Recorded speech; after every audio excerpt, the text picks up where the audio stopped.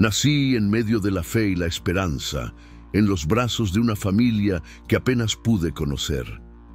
Mi primer y único contacto con ellos ocurrió bajo los imponentes arcos de una catedral abarrotada, el día de mi bautismo. Recuerdo vagamente el agua fría en mi frente, las palabras solemnes que resonaban y el calor de los brazos que me sostenían, una promesa de seguridad y futuro. Pero esa promesa se evaporó en cuestión de minutos. El murmullo de las oraciones dio paso a un silencio atónito. Las miradas se fijaron no en mí, sino en el vacío. Yo, el bebé que acababa de recibir la bendición divina, simplemente desaparecí. Me desvanecí de los brazos del propio sacerdote ante decenas de testigos conmocionados, como un soplo, una sombra que se desvanece. Nadie entendió, nadie pudo explicar. Mi presencia fue sustituida por el eco de un llanto de desesperación, no el mío, sino el de mis padres, y la perplejidad de una iglesia en shock. Esta es la historia de mi primera desaparición, el punto de partida de un viaje que tardaría décadas en ser comprendido, una historia que solo descubrí mucho tiempo después. Prepárense, porque lo que sucedió en esa catedral es solo el comienzo de un misterio que desafía la lógica, involucra oscuros secretos y cuestiona la naturaleza misma de la fe y el poder. Y lo más impactante, yo soy la prueba viviente de todo esto. Para entender cómo un bebé puede simplemente desaparecer de los brazos del sacerdote a plena luz del día, en una catedral llena, es necesario retroceder en el tiempo. La España de los años 60 no era solo un país, era un régimen. El general Francisco Franco gobernaba con mano de hierro, y bajo su dictadura, la Iglesia Católica no era solo una institución religiosa, sino una fuerza incuestionable, profundamente entrelazada con el poder del Estado. La palabra de la Iglesia era ley, y su influencia se extendía por cada aspecto de la vida, desde la moralidad personal hasta la educación y la salud. En este escenario, la fe era un pilar, pero también una herramienta. La censura era omnipresente, una cortina de hierro que sofocaba cualquier voz disonante. Periódicos, radios, libros, todo era cuidadosamente monitoreado para garantizar la narrativa oficial. En un ambiente donde la verdad era moldeada por quienes ostentaban el poder, la desaparición de un niño durante una ceremonia sagrada parecía no solo un crimen inimaginable, sino una afrenta directa, algo que necesitaba ser borrado y silenciado a toda costa. Era una sociedad donde la apariencia de orden y santidad valía más que la verdad.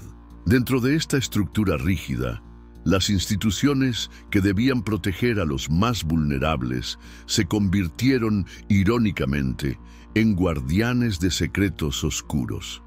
La Iglesia, con su vasta red de conventos, orfanatos y hospitales, operaba con una autonomía que para muchos era vista como divina.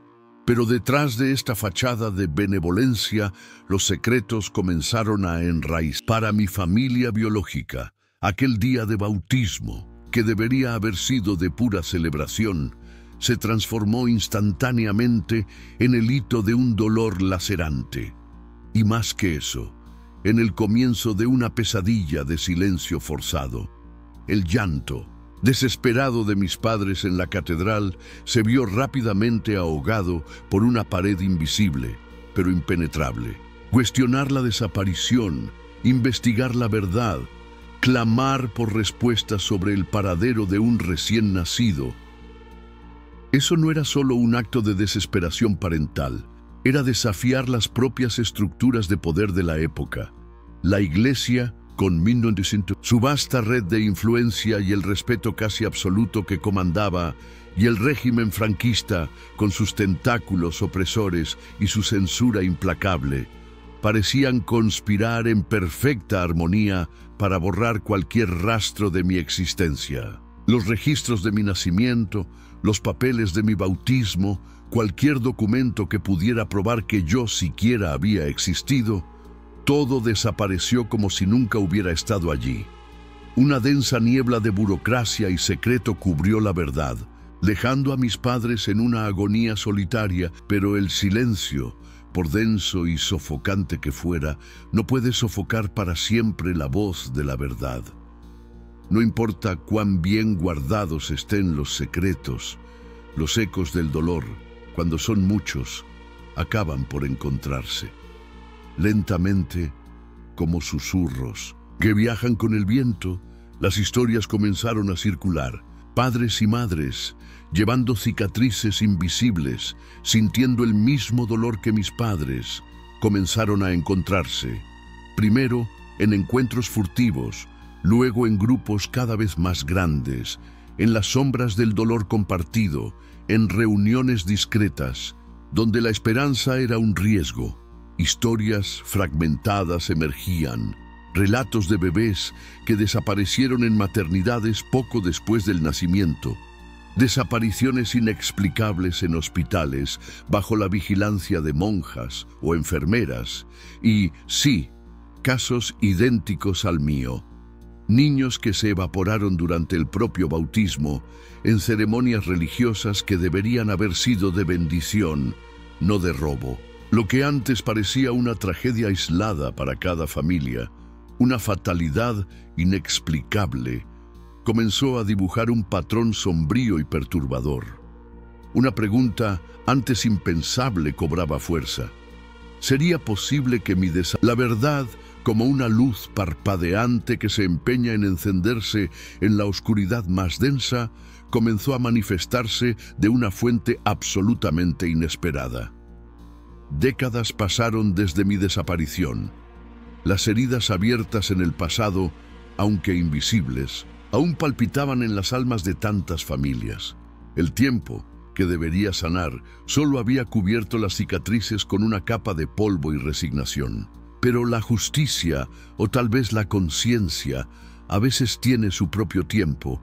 En un lecho de hospital, ya en sus últimos días, al borde de la muerte, una figura que simbolizaba la propia institución que me había robado de mis padres decidió, finalmente, romper el silencio. Una monja, consumida no solo por la enfermedad, sino por una culpa que la había atormentado durante años, quizás durante toda una vida. En susurros entrecortados, casi inaudibles, que fueron cuidadosamente registrados, comenzó a desentrañar la red. Confesó su participación activa en una red de adopciones ilegales, un sistema cruel que operaba dentro y a través de casas. La confesión de la monja moribunda, ese faro de esperanza, desencadenó una búsqueda frenética de pruebas. Cada palabra suya era un mapa, cada susurro, una pista. Personas que antes tenían miedo de hablar, ahora encontraban valor. Documentos antiguos, escondidos en archivos empolvados de iglesias y notarías, comenzaron a ser desenterrados. Registros que deberían estar completos exhibían lagunas flagrantes. Pero entre el vacío y las anotaciones tachadas, surgían piezas del rompecabezas de mi pasado y del pasado de tantos otros bebés. Había papeles que indicaban una transferencia, eufemísticamente llamadas donaciones de bebés, pero que en realidad eran transacciones frías y calculadas. Firmas garabateadas, ilegibles, que parecían falsificadas, ocultaban la verdadera identidad de los implicados. Nombres de monjas, médicos, abogados, una red de cómplices comenzaba a ser desvelada. La verdad, la dura y cruel verdad sobre el esquema, estaba allí, tangible, a punto de ser revelada al mundo. El tiempo siguió su curso implacable, llevándose consigo las esperanzas de muchos que, como yo, tuvieron vidas e identidades robadas. Las familias que persistían en la búsqueda se enfrentaban a muros cada vez más altos, pero el destino, a veces, depara giros que la imaginación no concibe. La verdad no surge como una explosión, sino como un susurro que al resonar derriba lo inquebrantable. Décadas después de aquel bautismo fatídico, un nombre resonó con fuerza en la jerarquía de la Iglesia Católica en España. Un hombre, respetado por su elocuencia e influencia.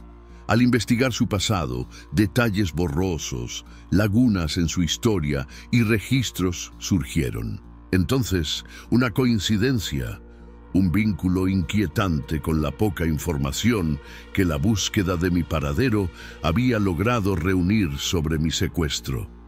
La verdad, cuando finalmente emergió, fue impactante y paradójica. Un golpe para la institución que se había esforzado por ocultarla. El bebé que desapareció en el bautismo, robado y engullido por una red de tráfico, reapareció, pero no como un hijo reencontrado. Reapareció en el corazón de la misma iglesia que tal vez silenciaba su historia, confiscaba documentos y permitía el crimen. Yo soy aquel bebé, yo soy ese hombre, y esta es mi historia. Una historia de fe distorsionada, de secretos enterrados, de una búsqueda que me llevó a descubrir una identidad jamás imaginada. Soy la